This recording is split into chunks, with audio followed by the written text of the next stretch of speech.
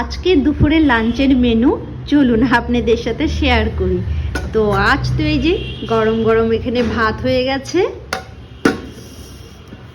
আর এখানে করেছি মাছের ঝোল, তাও আবার আলু মাছ দিয়ে, মানে মাছ আলু বা আলু মাছ দিয়ে, যেটা নিয়ে এলাম সকালে। এই যে এটাতে এত ভালো লাগে খেতে, কি আর বলবো।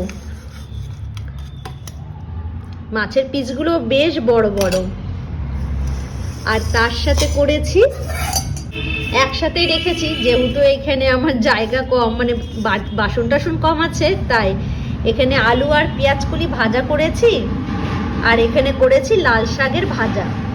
খেতে বেশ ভালো লাগে কিন্তু, বলুন। চলুন এবার না সব একসাথে সুন্দর করে সাজিয়ে নিই থালাতে, এক এক করে। এখানে নিয়ে নিলাম এবার শাক ভাজা, আর এই যে লঙ্কাটা ডলে খেতে কিন্তু বেশ ভালো লাগবে, তাই না বলুন। এরপরে কিন্তু নিয়ে নিলাম আলু আর পেঁয়াজকলি ভাজা এখানে, আর সাথে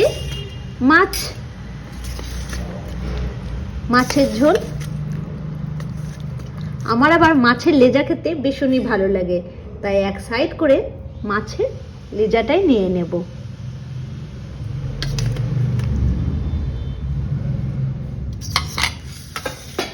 ব্যাস, চলুন এবার না খাওয়া শুরু করি।